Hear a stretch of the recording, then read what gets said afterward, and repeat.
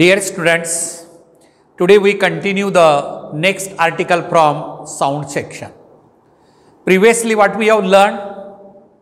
Previously we have learned the reflection of sound waves from denser and rarer medium. And finally we learned what is the example of reflection of sound waves. A reflection of sound waves is the formation of echoes. Echoes म्हणजे काय बेटा? प्रतिध्वनी. Incident wave आणि reflected wave. Incident wave आणि reflected wave मधला difference किती असला पाहिजे? 1/10 सेकंद. आता प्रतिध्वनी कशा तयार होतात? आपण बोललेला आवाज आणि रिफ्लेक्ट होऊन आलेला आवाज या दोन्हीमध्ये 1/10 सेकंदाचा टाइम इंटरवल असेल तर आपल्याला क्लिअर एको फॉर्म होतात. आपण फॉर्मेशन ऑफ एको असं म्हणतो बेटा. तर आता या हॉलमध्ये एको तयार होत नाही, तर एको तयार होण्यासाठी काय? What is the distance between source and reflecting surface? पहा, एक थोडासा पॉईंट ऑब्जेक्टिव्हसाठी मागच्या आर्टिकलमधला आपण क्लिअर करू आणि नंतर आपण पुढे आर्टिकल लर्न करू. आता हे सोर्स ऑफ साऊंड आहे. इथं काय आहे? सोर्स ऑफ साऊंड म्हणजे मी आहे, व्यक्ती बोलत आहे आणि इथं रिफ्लेक्टिंग वॉल आहे. काय? रिफ्लेक्टिंग वॉल आहे. आता ही वेव अशी इथून निघाली आणि इथून जाऊन रिफ्लेक्ट आली. व्हेलॉसिटी ऑफ साऊंड इयर मीडियममध्ये किती आहे बेटा? 340 meter per second velocity of sound in air medium. आणि टाईम किती असला पाहिजे? इन्सिडेंट आणि रिफ्लेक्टेड वेवमध्ये 1/10 of second clear echo form होण्यासाठी. आणि जाण्याचं हे डिस्टन्स जे आहे सोर्स आणि रिफ्लेक्टिंग सरफेसमधलं डिस्टन्स किती आहे? डी आहे. तर minimum distance between source and reflecting surface so that to hear the clear echo. Clear sound आपल्याला प्रोड्यूस होण्यासाठी, एको क्लिअर मिळण्यासाठी इन्सिडेंट आणि रिफ्लेक्टेड वेवमधला अंतर, इन्सिडेंट आणि रिफ्लेक्टर म्हणाय यातलं अंतर किती असलं पाहिजे? कमीत कमी. पहा, velocity is equal to distance divide by time. आता डिस्टन्स कसं आहे? इथून निघाली वेव इथपर्यंतचं डिस्टन्स आणि परत आलेलं डिस्टन्स म्हणजे किती झालं? रिफ्लेक्शन फेनॉमेना कुठेही असेल तर बेटा हे डिस्टन्स किती येतं? 2D घ्यायचं. जाण्याचं डिस्टन्स आणि परत येण्याचं डिस्टन्स म्हणजे किती झालं? D + D 2D. आणि 2D is equal to V × T. Velocity 340 आणि टाईम किती आहे? 1/10 आहे. तर हे 0 कॅन्सल झाला आणि आपल्याला 2D इज इक्वल टू 34 आणि D is equal to 17 metre. म्हणजे सोर्स आणि रिफ्लेक्टिंग सरफेसमधलं अंतर किती असलं पाहिजे? सोर्स आणि रिफ्लेक्टिंग सरफेसमधलं अंतर हे 17 मीटर असेल तर आपल्याला क्लिअर एको फॉर्म होतात. म्हणजे ऑब्जेक्टिव्हमध्ये एखाद्या वेळेस तुम्हाला विचारलं, when does the clear echo form? What should be the distance between source and reflecting surface? The distance between source and reflecting surface is 17 metre and 1/10 of second. बेटा आपल्याला clear एको केव्हा होतो? आता अनेक वेळेस तुम्ही जर थोडंसं लक्ष देऊन ऐकलं असेल की एखादा व्यक्ती फास्ट बोलत असेल तर आपल्याला ऐकू काय बोलतं ते कळत नाही. नोन लँग्वेज असेल तर ती अननोन वाटते. कशामुळे? आपली ॲबिलिटी ऑफ इयर, कानाची आपल्या जी क्षमता आहे, तर 2 साऊंड प्रोड्यूस झालं असेल तर 1/10 सेकंदाच्या आत जर झालं तर आपण डिस्टिंग्विश करू शकत नाही. मला वाटत आहे तुम्ही व्हिजनसुद्धा 1/10 सेकंदच आहे. म्हणजे असा एक गोल घेतलात आपण आणि असं फिरवलं तर दृष्टी, किंवा एक कॅन्डल घेतलात तुम्ही, कॅन्डल म्हणजे पेटती मेणबत्ती असं जर फिरवलात, स्लोली फिरवलात तर वेगवेगळे इमेज दिसतात, फास्ट फिरवलास तर एक वर्तुळ दिसतं. कशामुळे दिसतं?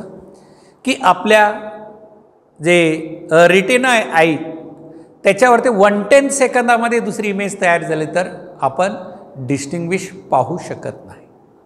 म्हणजे व्हिजन ॲबिलिटी जी असेल ती किती आहे? 1/10 सेकंद आहे. आणि ear ability to hear the distinct sound 1/10 of second. म्हणजे एक साऊंड नोट आणि दुसरी साऊंड नोट, दोन साऊंड नोटमधलं अंतर टाईम जे असेल तो 110 सेकंद असेल तर आपण त्याला काय करू शकतो, 110 सेकंदापेक्षा कमी असेल तर वी कांट हिअर डिस्टिंक्टली, आणि 110 पेक्षा जास्त असेल तर वी हिअर क्लिअरली.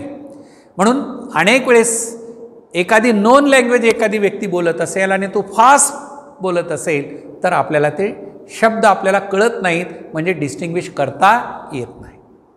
म्हणून एको क्लिअर होण्यासाठी प्रतिध्वनी आपण कुठेही गेल्यानंतर असं क्लॅम्प केलं तर हॅलो हॅलो माईक टेस्टिंगमध्ये सुद्धा एको तयार करतात, असं ते आर्टिफिशियल एको झाले. पण नॅचरल एको जे असतात, प्रतिध्वनी आ असं म्हणलं तर आ असं थोड्या वेळानंतर आवाज येतो, म्हणजे तो प्रतिध्वनी असतो. आणि तो प्रतिध्वनी क्लिअर ऐकायचा असेल तर इन्सिडंट आणि रिफ्लेक्टेड साऊंडमधलं टाईम इंटरवल 110 सेकंद असलं पाहिजे तर आपण क्लिअर.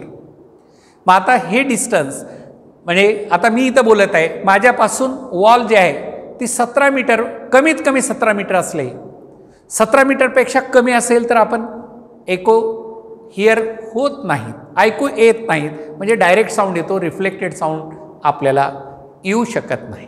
म्हणून फिजिक्समध्ये एक ब्रँच आहे अकॉस्टिक्स ऑफ साऊंड नावाची, म्हणजे साऊंडच्या दृष्टिकोनातून एखादी बिल्डिंग कशी बांधायची. पूर्वी भूत बंगले वगैरे म्हणत होते ना, ते काय होते माहीत आहे का, वास्तुदोष. म्हणजे वास्तू कशी बांधायची, म्हणजे एखादी इमारत कशी बांधायची, त्यामध्ये साऊंड पोल्युशन होऊ नये. अनेक वेळेस एखाद्या हॉलमध्ये थोडं जरी बोललं तर खूप असा गोंगाट आवाज येतो, म्हणजे रिफ्लेक्टेड साऊंड जास्त होतो आणि आपल्याला क्लॅरिटी ऐकू येत नाही.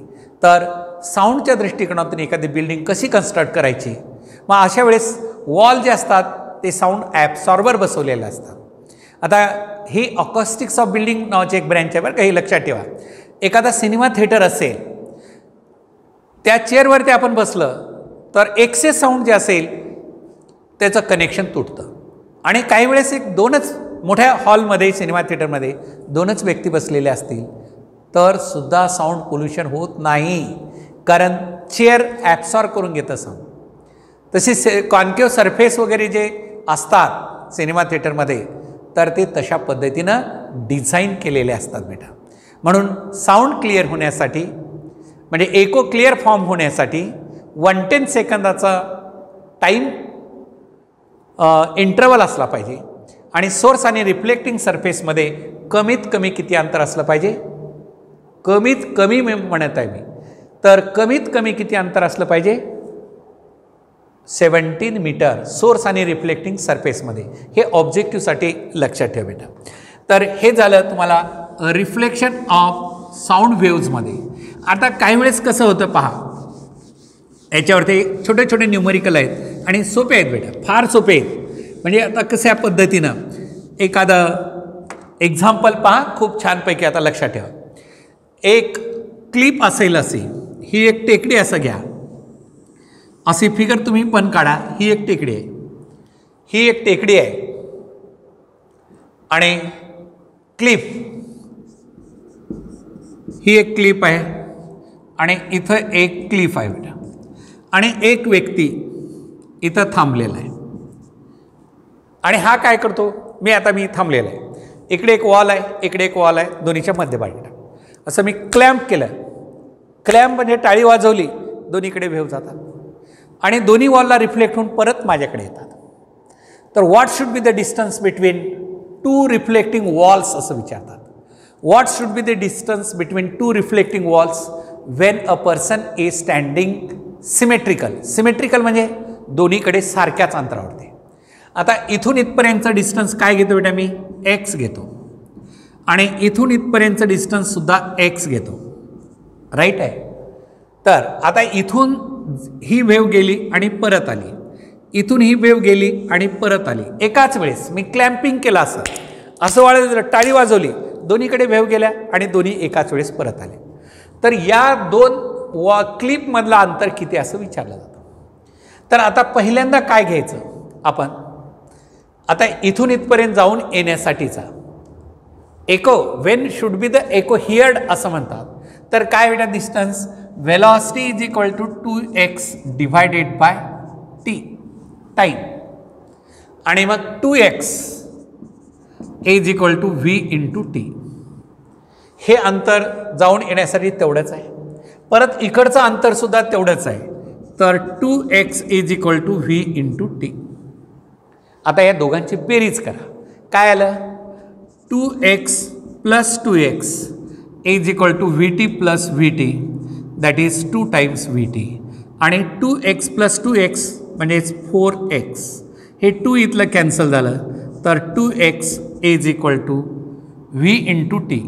v इंटू टी तर 2x म्हणजे डिस्टन्स बिटवीन. आता ह्या इथून 2 क्लिपमधलं अंतर आपल्याला विचारलेलं आहे. तर हे किती आहे? 2x. 2 क्लिपमधलं अंतर विचारलं, क्लिपमधलं अंतर विचारलं तर 2x.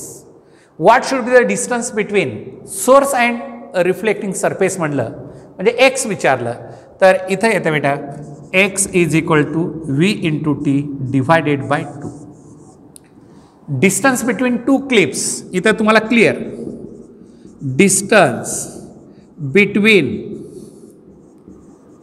2 क्लिप्स हे लक्षात ठेवा. प्रॉब्लेमसाठी अत्यंत महत्त्वाचं आहे.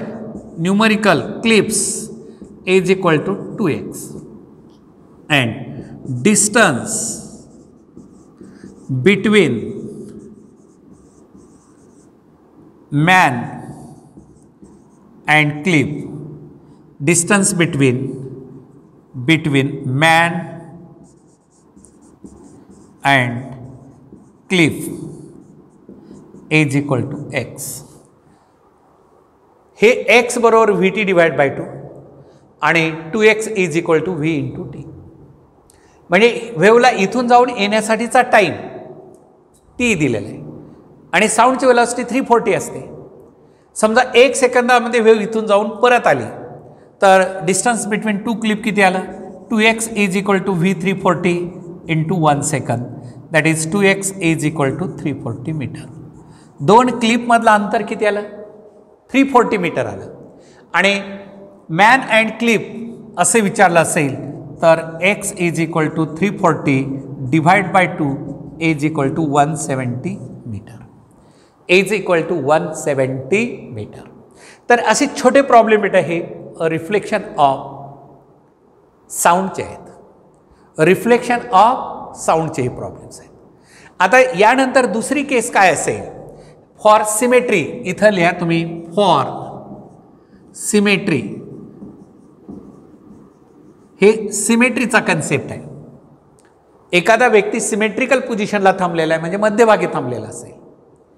क्लिप म्हणजे टेकडीच्या मध्यभागी टाकलेला आहे आणि तो क्लॅम्प केला तर हे सगळे कन्सेप्ट आपल्याला इथं घेतलेलं आहे.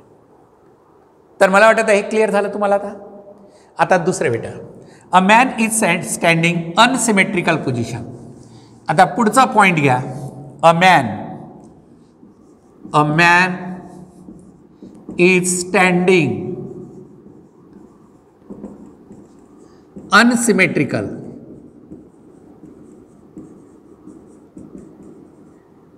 A man is standing unsymmetrical position. A man is standing unsymmetrical position between 2 clips. Between 2 clips. A man is standing unsymmetrical position between 2 clips.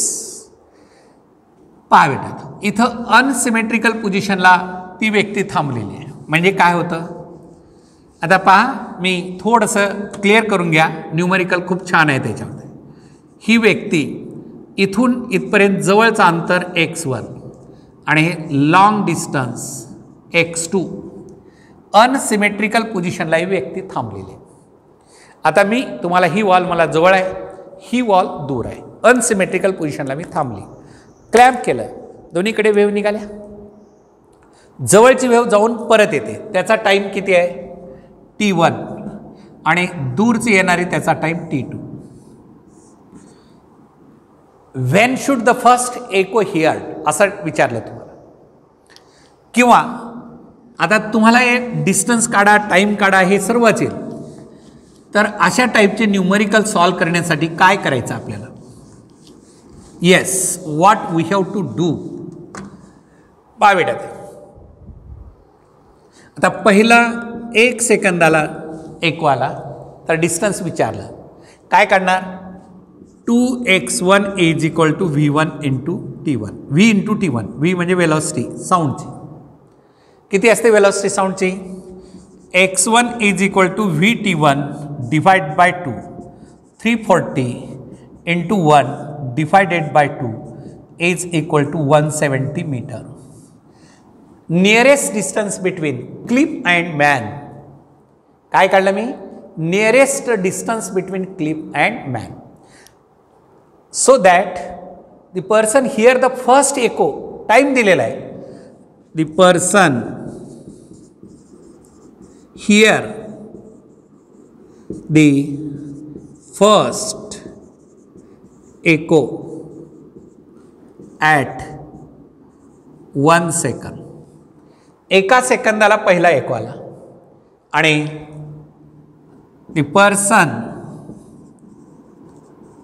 Here the second एको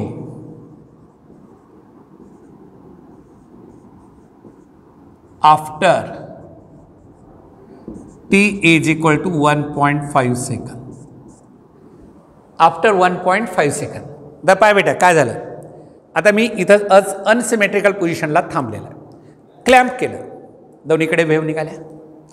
पहिल्यांदा जवळून आलेली वेव्ह मी ऐकतो, रिफ्लेक्ट होऊन आलेली 1 सेकंदानंतर. 1 सेकंदानंतर ही वेव्ह पुढे गेली, तिथून रिफ्लेक्ट होऊन मध्येच कुठंतरी माझ्यापर्यंत आली नाही. परत आपल्याला काय होईल? ती वेव्ह येईल, ही वेव्ह इकडे निघून जाईल. 1.5 सेकंदाला मी दुसरी वेव्ह ऐकतो, तर त्यावेळेस डिस्टन्स किती असेल? तर x2 is equal to longest distance. हे शॉर्टेस्ट डिस्टन्स झालं.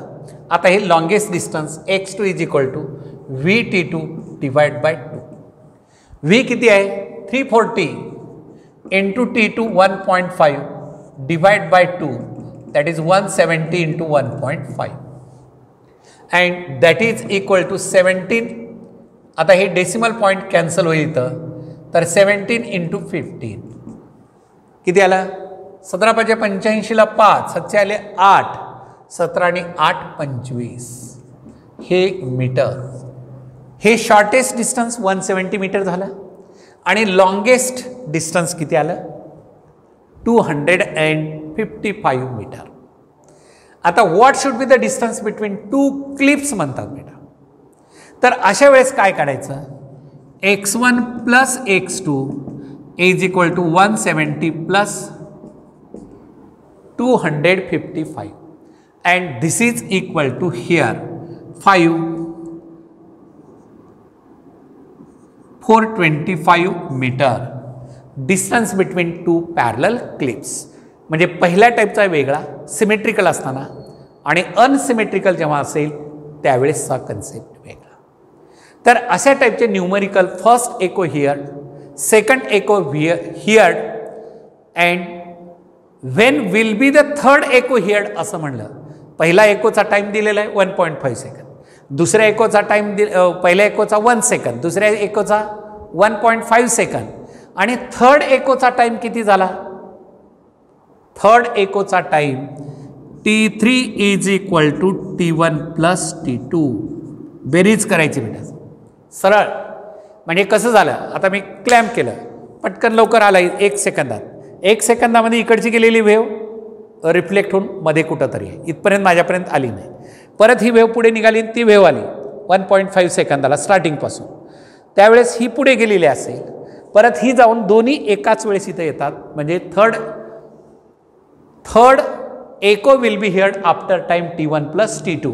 t1 टाइम किती? 1 सेकंद प्लस 1.5 दॅट इज 2.5 सेकंदाला थर्ड एको हिअर्ड होतो. तर हे प्रॉब्लेम एकोचे जर एखाद्या वेळेस विचारले अशा टाईपचे, आता हे कसं आहे आपल्याला CETला नाही पण नीट आणि JEEसाठी मात्र एकोचे प्रॉब्लेम्स आहेत, एकोचे न्यूमरिकल्स आहेत आणि त्यासाठी ही ॲडिशनल तुम्हाला रिफ्लेक्शन ऑफ वेव्ह, साऊंड वेव्हचे न्यूमरिकल्स या ठिकाणी आपण फॉर्म्युले आणि हे न्यूमरिकल्स आपण इथं डिस्कस केलं बेटा. तर हे झालं तुम्हाला न्यूमरिकल्स. आता यानंतर बेटा पुढचं आर्टिकल जे असेल that is the principle of superposition of sound waves. Next article कोणतं सांगितलं मी? Principle of superposition of sound waves. What is the principle of superposition of sound waves? Light waves असेल, साऊंड वेव्ह असेल, any type of the wave असेल तर principle of superposition of sound waves. चला, what is the principle of superposition of sound waves?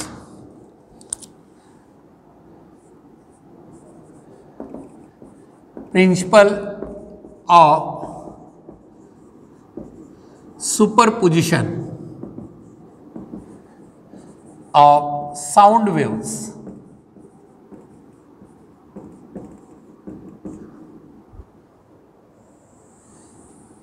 Principle of superposition of sound waves. सांगा बेटा काय असेल?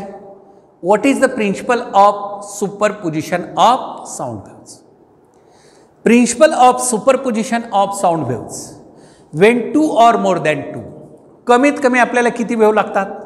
2 किंवा 2 पेक्षा जास्त, तरच ते सुपर इम्पोज झालं तर principle of superposition of sound waves. When two or more than 2 sound waves arriving at a point of medium simultaneously, then the resultant displacement at the point of medium is equal to vector sum of the displacement produced by individual. When 2 or more than 2 sound waves. पहा बेटा इथं आता याच्यासाठी एक simple figure काढतो मी, तुमची idea clear होईल. Source of sound इथं जे दाखवलेलं आहे मी, इथं दाखवलेलं आहे मी S1 हा सोर्स ऑफ साऊंड आणि S2 another source of sound.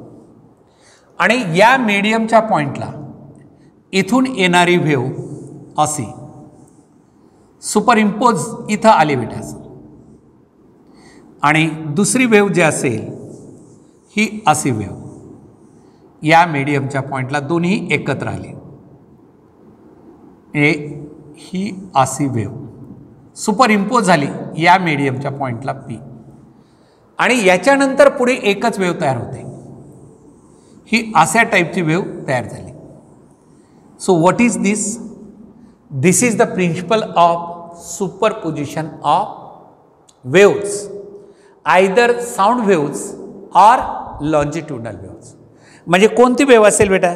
Sound wave असेल किंवा लॉन्जिट्युडनल वेव्ह असेल, कोणत्याही टाईपची वेव्ह असू द्या. मी तुम्हाला काय सांगत आहे? Any type of the wave. Wien 2 or more than 2 sound waves, when 2 or more than 2 sound waves or light waves arriving at a point of medium simultaneously, important word आहे सायमल्टेनियसली, म्हणजे एकाच वेळेस दोन्ही वेव्ह आल्या तर super impose होईल. एक wave पहिल्यांदा आली, थोड्या वेळानंतर दुसरी आली, ओव्हरलॅपिंग का होणार? अजिबात नाही. When 2 or more than 2 sound waves, when 2 or more than 2 sound waves arriving at a point of medium simultaneously, arriving at a point of medium simultaneously, then their resultant displacement. आता ह्या वेव्हचं equation आपल्याला माहित आहे. काय घेऊया बेटा? y1 is equal to ही equation, या वेव्हचं equation y2 is equal to, आणि पुढे जे असेल y is equal to y1 plus y2. When 2 or more than 2 sound waves arriving at a point of medium simultaneously in phase. आता in phase म्हणजे कसे असतील तो एक वेगळा कन्सेप्ट आहे. अपोजिट फेज कसे असेल हेही तुम्हाला इथं मी सांगतो. अरायव्हिंग वेव्स इन फेजमध्ये असतील म्हणजे या वेव्हचं कॉम्प्रेशन आणि ह्या वेव्हचं कॉम्प्रेशन एकमेकावर कोइन्साइड झालं तर arriving waves R in phase. या वेव्हचं रेरिफेक्शन आणि दुसऱ्या वेव्हचं रेरिफेक्शन कोइन्साइड झालं असेल, किंवा एका वेव्हचं क्रेस्ट आणि दुसऱ्या वेव्हचं क्रेस्ट, किंवा एका वेव्हचं ट्रफ दुसऱ्या वेव्हचं ट्रफ, हे एकमेकावर ते कोइन्सिडन्स झालं. म्हणजे कसं लक्षात घ्या, आता ही क्रेस्ट पार्ट आहे, ह्या वेव्हचा क्रेस्ट हे एकमेकावर ते ओव्हरलॅप झाले. तर ह्या वेव्ज इन फेजमध्ये. पण एका वेव्हचा क्रेस्ट दुसऱ्या वेव्हचा ट्रफ ओव्हरलॅप झाला तर waves are in opposite phase. मग इन फेजमध्ये असेल तर काय होतं आणि अपोजिट फेजमध्ये वेव्ह आल्यानंतर काय होतं. when two or more than two sound waves arriving at a point of medium simultaneously,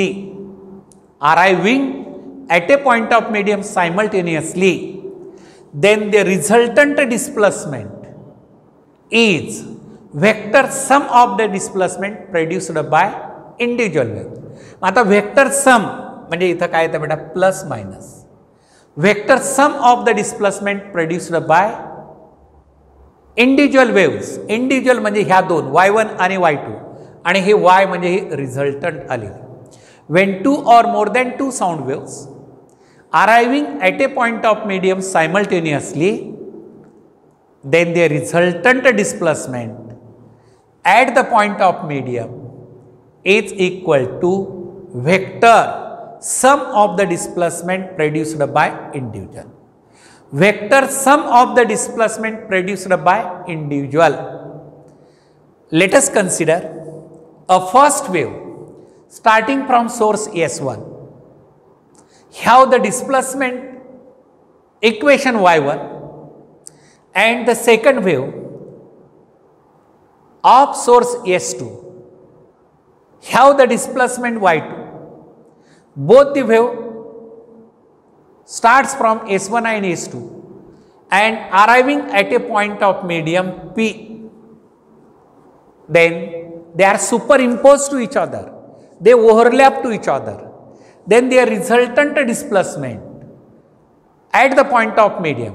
Then their resultant displacement at the point of medium is equal to vector sum of the displacement produced by individual. Vector sum of the displacement produced by individual. Resultant is y is equal to y1 plus minus. Arriving in phase मध्ये असतील तर त्याला आपण addition करतो आणि opposite फेजमध्ये असेल तर सबट्रॅक्शन. म्हणजे इथं आपण घेतो y is equal to y1 plus y2. Waves are in phase. Waves are in phase आणि बेटा y is equal to y1 minus y2. Waves are in opposite phase. Waves are in opposite phase. आता बेटा फेजचा काय concept आहे in फेजमध्ये आणि opposite फेजमध्ये. आता वेव्ह म्हणजे कसं आहे पाथ डिफरन्स आणि फेज डिफरन्स. अरायव्हिंग वेव्हमधला पाथ डिफरन्स. आता मी एक्झाम्पल सांगतो. ही वेव्ह आहे इथून इथपर्यंत एक झाली. ही दुसरी वेव्ह, ही तिसरी वेव्ह आणि ही चौथी वेव्ह आणि इथं आलेली 4.5. याचा पाथ किती झाला पाथ 4.5. आता इथं बेटा ही इथून इथपर्यंतची एक झाली, इथून इथपर्यंतची दुसरी, इथून इथपर्यंतची तिसरी, इथून इथपर्यंतची चौथी. ही किती झाली 4. आता या दोन्ही पाथ डिफरन्स किती आला S1 मायनस S2 मधला किती आला बेटा 4.5 minus 4 is equal to half. हे काय झालं वेवलेंथ, हाफ वेवलेंथ असेल. Path difference is equal to integral multiple of half wavelength असेल. Waves are in opposite phase. म्हणजे path difference in path difference is equal to odd multiple of, odd म्हणजे विषम, multiple of half wavelength.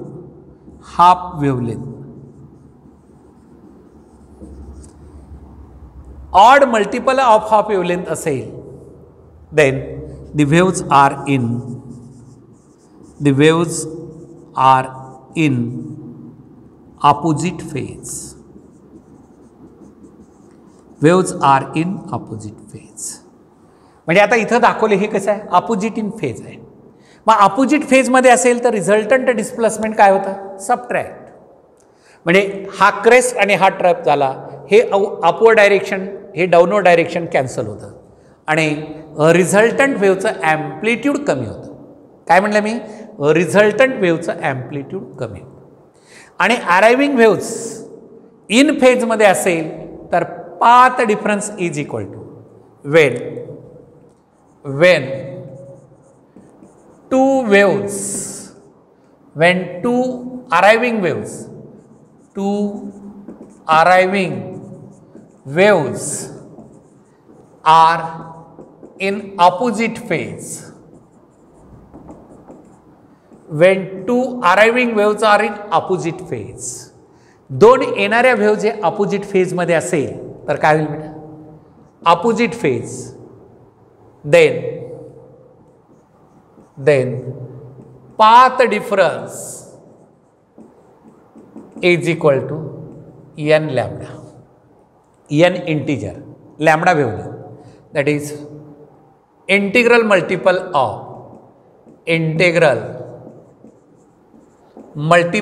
of wavelength. Integral multiple of wavelength म्हणजे n is equal to काय? Integer 1 0 1 2 3 असं nच्या किमती. Integral multiple of wavelength असेल तर तो काय असं? Waves are in phase. आणि वेव्ज इन फेज असेल तर रिझल्टंट ॲम्प्लिट्यूड काय होतं बेटा? रिझल्टंट ॲम्प्लिट्यूड वाढतं. When arriving waves are in phase then the resultant amplitude increases. आणि arriving waves are in opposite phase, amplitude of resultant wave decreases. म्हणजे what is the principle of superposition of waves and waves are in phase and waves are in opposite phase. परत पहा मी काय म्हटलं? Wien two or more than two sound waves arriving at a point of medium simultaneously then their resultant displacement is equal to vector sum of the displacement produced by individual. Vector sum of the displacement produced by individual. So further path is independent of individual. पुढचा जो मार्ग असेल तो अगोदरच्या पाथचा काहीच संबंध नाही, अगोदरच्या वेव्हशी काहीच संबंध नाही, तो वेगळाच असो रिझल्टंटचा. अगोदरच्या वेव्हचा काही कसा पाथ असेल त्याचा काही संबंध येत नाही. And this is the principle of superposition of waves. त्यानंतर बेटा मी काय सांगितलं तुम्हाला? पाथ डिफरन्स आणि फेज डिफरन्स. इथं path difference integral multiple of wavelength असेल. पाथ डिफरन्स म्हणजे difference in path integral multiple of wavelength असेल. इथं दाखवले integral multiple of wavelength. The waves are in phase आणि path difference is equal to odd multiple of wavelength असेल. Odd multiple of wavelength असेल तर त्याला आपण काय म्हणतो? Waves are in opposite phase. Opposite phase म्हणजे त्या वेव्हमधला path difference lambda by 2 integral multiple of odd multiple of half wavelength. याचा अर्थ काय बेटा? Lambda by 2 3 lambda by 2 5 lambda by 2 7 lambda by 2 and so अशा पद्धतीनं असेल. Odd multiple of half wavelength, odd multiple 1 3 5 7 and so on lambda by 2 and lambda by 2 odd multiple of half wavelength. अशा पद्धतीनं असेल तर त्याला आपण काय म्हणतो? Waves are in opposite phase. आणि lambda 2 lambda 3 lambda 4 lambda and so on integral multiple असेल तर त्याला आपण काय म्हणतो? इंटिग्रल मल्टिपल असेल तर वेव्हज आर इन फेज. आता waves are in phase and waves are opposite phase हे कशामध्ये घेतले बघा? पाथ डिफरन्समध्ये. आणि करस्पॉन्डिंग फेज डिफरन्स किती येतं? पाथ डिफरन्स आणि फेज डिफरन्स म्हणजे वेव्हज इन फेजमध्ये पाथ डिफरन्स आणि वेव्हज आर इन अपोजिट फेजमध्ये फेज डिफरन्स. अलग लक्षात, हे बेसिक आहे, खूप छान आहे, असं समजून घेतलं सोपं. म्हणजे पुढे आपल्याला इंटरफरन्स ऑफ साऊंड जे शिकायचं आहे आपल्याला, इंटरफरन्स ऑफ साऊंडमध्ये हा पूर्ण कन्सेप्ट आहे बेटा तिथं. तर आता मी काय सांगतो तुम्हाला, phase difference, phase difference for waves in phase, waves in phase and opposite phase, opposite phase, waves in phase आणि waves opposite phase मध्ये काय असेल बेटा इथं पहा. Path difference is equal to काय सांगलं, 2n प्लस 1 लॅम्बडा बाय 2. हा पाथ डिफरन्स कशासाठी आहे, opposite in phase, waves opposite in phase, opposite in phase. हे लक्षात आलं का रे. हे काय 2n-1 ऑड मल्टिपल आहे. ऑड मल्टिपल यांची किंमत 0 ठेवा, लॅम्बडा बाय 2. यांची किंमत 1 ठेवा, 2 × 1 म्हणजे 2, 2 + 1 3/2 लॅम्बडा, आलं का 3/2. यांची किंमत 2 ठेवा, 2 × 2 4 + 1 5 लॅम्बडा बाय ऑड मल्टिपल. तर याचा करस्पॉन्डिंग फेज डिफरन्स किती येतो, हा बेटा पाथ डिफरन्स झाला.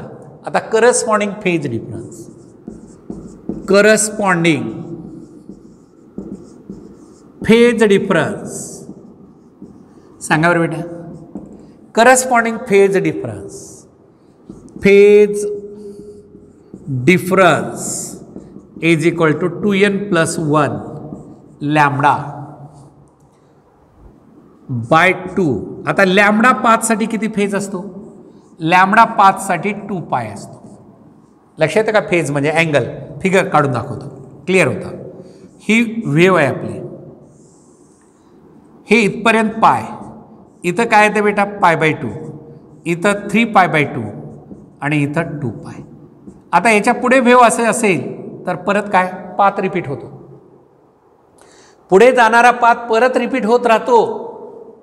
मग डिस्टिंक्ट फेज किती आहे, लॅम्बडा पाथसाठी इथून इथपर्यंत लॅम्बडा पाथसाठी फेज डिफरन्स किती आहे, 2π असतो. लॅम्बडा पाथसाठी फेज डिफरन्स किती, 2π. मग लॅम्बडासाठी आपण इथं काय लिहायचं, 2π. हे 2 आणि 2 कॅन्सल झालं, आलं ना लक्षात. हे 2 आणि 2 कॅन्सल झालं आणि मग इथं काय येतं बेटा, दॅट इज 2n + 1π. याला आपण काय म्हणतो, 2n + 1 ऑड मल्टिपल. यांची किंमत 0 ठेवा, 1 येतं. यांची किंमत 1 ठेवा, 2 + 1 3. यांची किंमत 2 ठेवा, 2 × 2 4 + 1 5. म्हणजे असे मल्टिपल 1 3 5 7 अशा पद्धतीने मल्टिपल येतात. याला म्हणायचं आपण odd multiple, odd multiple of pi. Odd multiple of pi, phase difference is equal to odd multiple of pi असेल तर waves are in opposite phase. Waves कशामध्ये असतील त्या, opposite in phase. Waves are in opposite in phase. चला आता waves are in फेजमध्ये काय असेल सांगा मला. आता अपोजिट फेजचा आपण इथं घेतला बेटा कन्सेप्ट. आता इन फेजचा काय असेल सांगा बरं. Path difference is equal to, इथंच लिहितो मी, path difference is equal to काय रे आत्ता शिकवलेलं, waves are in phase, waves are in phase साठी आत्ताच दिलेला आहे. सांगा path difference is equal to integral multiple of wavelength, integral multiple of wavelength and that is equal to n into lambda ची किंमत किती बेटा 2π, that is 2 into n into pi. What is 2n? Path difference is equal to n lambda. आता path डिफरन्सचं corresponding phase difference, मी इथं path difference लिहिलं. आता corresponding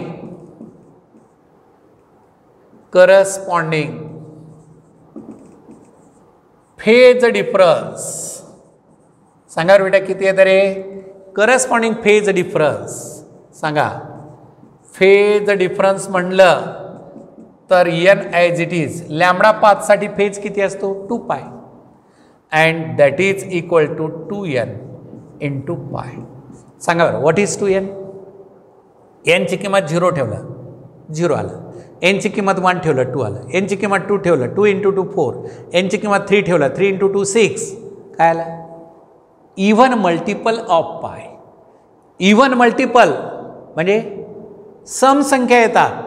even multiple इथं odd आल्या होत्या, इथं काय येतात even multiple and that is equal to here even multiple of पाय.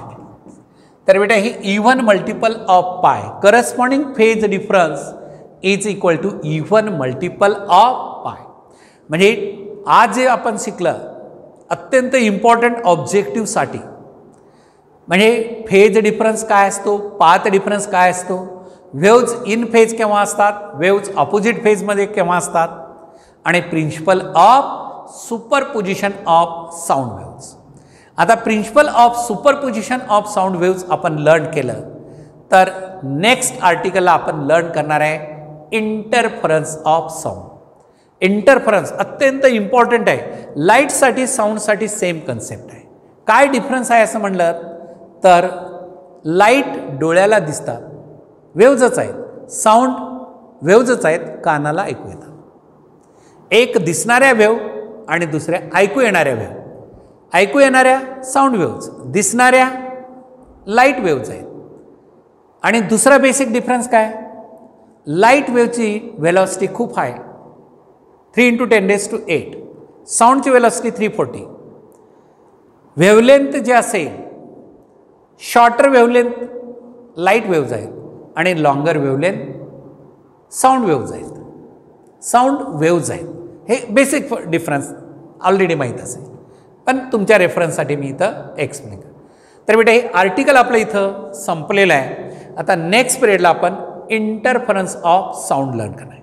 काय लर्न करणार आहे इंटरफरन्स ऑफ साऊंड.